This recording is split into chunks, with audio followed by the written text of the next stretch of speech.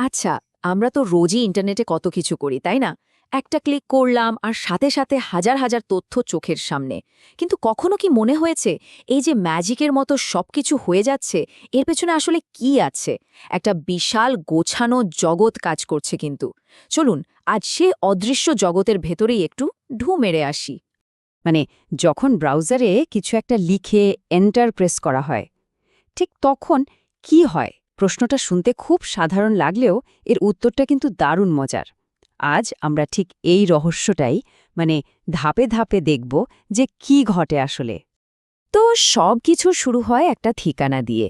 ভাবুন তো, একটা চিঠি পাঠাতে যেমন বাড়ির একটা ঠিকানা লাগে, ঠিক তেমনই ইন্টারনেটের দুনিয়ায় কোনো ওয়েবসাইটে যেতে হলেও কিন্তু একটা ডিজিটাল ঠিকানা দরকার। আর এই ঠিকানাটাই হচ্ছে পুরো ব্যাপারটার আসল চাবিকাঠি। এই যেমন ধরুন google.com বা প্রথমআলো.com, আমরা যে নামগুলো লিখি এগুলোই হলো ডোমেইন নেম। সোজা কথায় ইন্টারনেটে একটা ওয়েবসাইটের এটাই হলো তার সবচেয়ে সহজ আর পরিচিত পরিচয়। ব্যাপারটাকে যদি আরও সহজ করে বুঝতে চাই, তাহলে একটা বাড়ির কথা ভাবা যেতে পারে। ডোমেন নেমটা হলো, বলতে পারেন, ইন্টারনেটে ওই বাড়িটার রাস্তার ঠিকানা। ঠিক যে ঠিকানা ধরে যে কেউ সহজেই ওয়েবসাইটটা খুঁজে পেয়ে যাবে। আচ্ছা, ডোমেন নেম যদি হয় বাড়ির ঠিকানা, তাহলে ইউআরএল কি? ইউআরএল হলো আরও নির্দিষ্ট কিছু।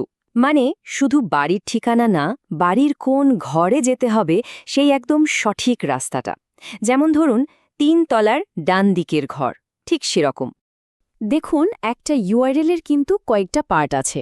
একদম শুরুতে থাকে প্রোটোকল, যেমন HTTPS। এটার কাজ হলো ডেটা কিভাবে আদান প্রদান হবে তার নিয়ম ঠিক করা।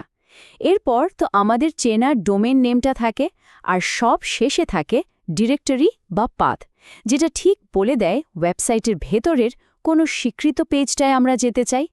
আর হ্যাঁ, একটা মজার জিনিস বলি, আগেকার দিনে কিন্তু প্রায় সব ওয়েবসাইটের শুরুতে www লেখাটা মাস্ট ছিল। কিন্তু এখনকার ব্রাউজারগুলো অনেক স্মার্ট হয়ে গেছে। এখন ওটা না লিখছেও ঠিকঠাক জায়গাতেই পৌঁছে যায়।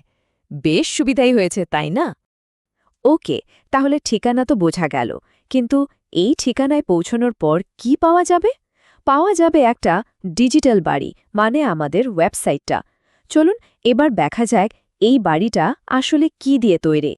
ওয়েবসাইটে আমরা যাই দেখি না কেন, মানে লেখা, ছবি, ভিডিও, এই সব কিছুই আসলে এক একটা ওয়েব পেজে সাজানো থাকে। আর এই পেজগুলো বানানো হয় মূলত HTML নামে একটা ল্যাঙ্গুয়েজ দিয়ে। এটাকে ওয়েব পেজের কঙ্কাল বা স্ট্রাকচার বলতে পারেন। আমাদের ব্রাউজার এই কঙ্কালটাকেই পড়ে, তারপর সেটার উপর রং-চং দিয়ে সুন্দর করে আমাদের সামনে তুলে ধরে। আর যখন এরকম অনেকগুলো ওয়েব পেজ, সাথে ছবি আর অন্যান্য ফাইল সবকিছু একসাথে একটা ডোমেইন নেমের আন্ডারে থাকে, তখন সেই পুরো কালেকশনটাকে আমরা বলি ওয়েবসাইট। যেমন ধরুন home page, about us page, contact page, এই সব পাতা মিলেই তো একটা পুরো ওয়েবসাইট তৈরি হয়। এই তুলনাটা কিন্তু দারুণ, তাই না? একটা ওয়েবসাইটকে যদি একটা বইয়ের সাথে তুলনা করা হয়, তাহলে প্রত্যেকটা ওয়েব পেজ হলো ওই বইয়ের এক একটা পাতা। ভাবলে পুরো ব্যাপারটা কত সহজ হয়ে যায়। বেশ, তাহলে আমরা ঠিকানা পেলাম, বাড়িটাও দেখলাম, কিন্তু একটা প্রশ্ন কিন্তু থেকেই যাচ্ছে। এই যে ডিজিটাল বাড়ি মানে ওয়েবসাইট, এটা আসলে কোথায় আছে? মানে এর ভিত্তিটা কি? এটা কিসের ওপর দাঁড়িয়ে আছে? ঠিক, এই যে এত এত ফাইল, লেখা, ছবি, ভিডিও, এগুলো সব জমা থাকে কোথায়? এদের জন্য তো একটা নির্দিষ্ট জায়গা লাগারই কথা, তাই না? একদম। এই ফাইলগুলো তো আর এমনি এমনি বাতাসে ভেসে বেড়াতে পারে না, তাই না? এগুলোকে রাখার জন্য সত্যিকারের একটা জায়গা তো লাগবেই। আর সেই জায়গাটাই হলো একটা সার্ভার। সার্ভার জিনিসটা কি? এটা আসলে একটা ভীষণ শক্তিশালী কম্পিউটার, যেটা ২৪ ঘন্টার ৭ দিনই অন থাকে আর ইন্টারনেটের সাথে কানেক্টেড থাকে।